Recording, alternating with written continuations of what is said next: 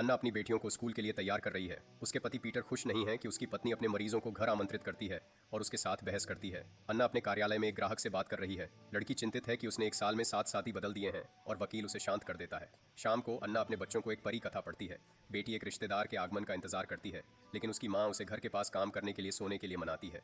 इसी समय उसका पति गुस्ताव के साथ आता है। लड़कियां अपने भाई के आगमन से खुश हैं और उनके लिए तैयार उपस्थिति दिखाती हैं। पिता गुस्ताव को अपने स्वाद के अनुसार कमरे को सुसज्जित करने की पेशकश करता है।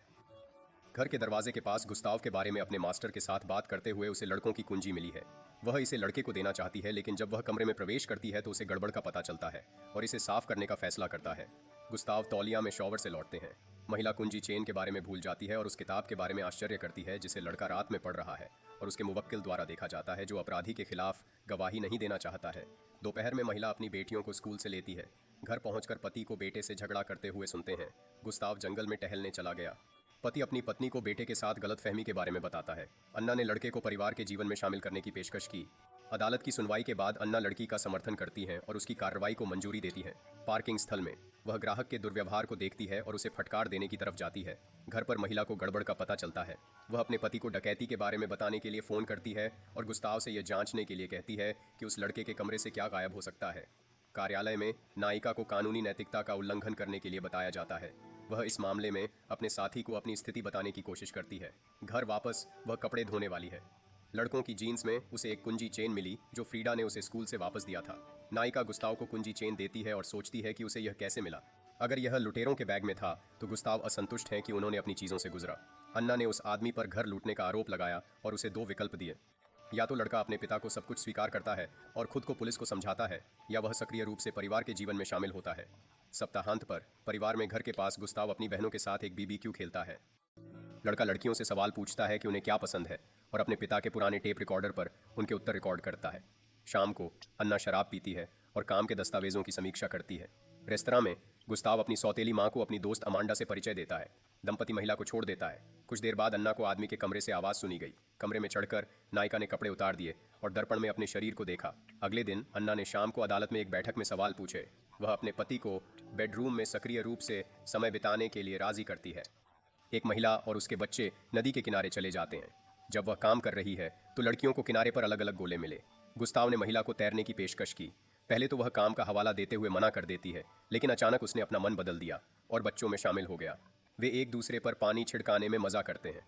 घर के रास्ते में लड़कियां सो जाती हैं। अन्ना और गुस्ताव लिविंग रूम में बातचीत कर रहे हैं। महिला अपने टैटू के बारे में पूछती है। वह सुझाव देता है कि वह एक टैटू भी लेती है और एक साथ वे उसकी बांह पर एक स्थान चुनते हैं। अगले दृश्य में मेहमान अपने घर पहुंचते हैं।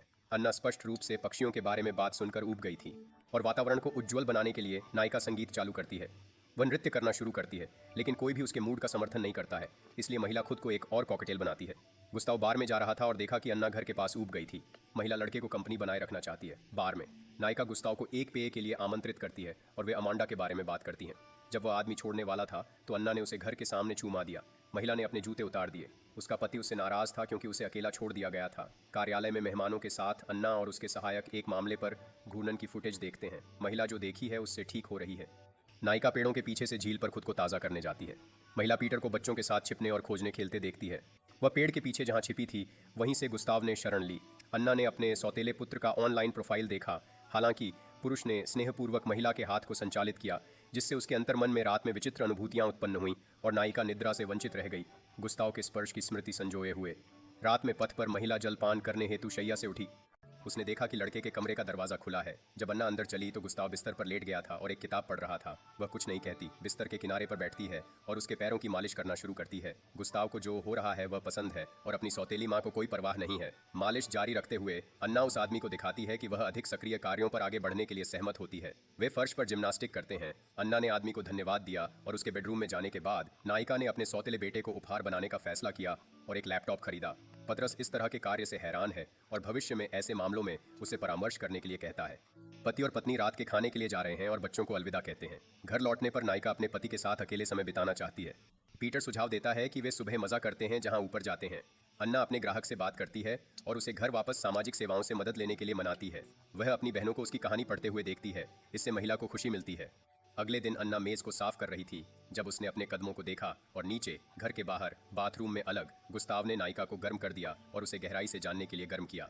इस समय पीटर घर आता है। वह लड़कियों को घर पर खेलते देखकर हैरान था और पीटर के बेटे को जानने के लिए अपनी पत्नी की तलाश में था। अन्ना जंगल में उसके साथ समय बिताती है, फिर वह अपनी बेटियों को बिस्तर पर रखती है। अगली सुबह वह और गुस्ताव लड़कियों के जन्मदिन की पार्टी में शारीरिक व्यायाम शुरू करते हैं। अन्ना थोड़ा पानी लेने जाती है। गुस्ताव उसे डाइनिंग रूम में पकड़ता है और उसे चूमना शुरू करता है। ये देखने को लेकर नायिका बहन नजर आ रही है। लड़की ने अन्ना को दोष दिया कि गुस्ताव बहुत छोटा है और घर चला जाता है। नायिका दोषी महसूस करती है। आदमी उसे गंदे व्यंजन इकट्ठा करने में मदद करना चाहता है, लेकिन वह अशिष्टता से उसे जवाब देती है और छोड़ देती है। ओनगस्टा नाराजगी महसूस करता है। वह मेहमानों का ध्यान आकर्षित करने के लिए एक पेड़ पर चढ़ गया। पीटर ने अपने बेटे से बेवकूफ रहना बंद करने के लिए कहा और नीचे आया, लेकिन आदमी पेड़ से गिर गया। उसने एक बुरा मजाक किया जिसने अपने पिता को नाराज किया और भी ज्यादा है। गुस्ताव नाराज हो गया और जंगल में टहलने चला गया। पतरस ने अपनी पत्नी से शिकायत की कि वह बेटे को पालने में परेशानी का सामना कर रही है।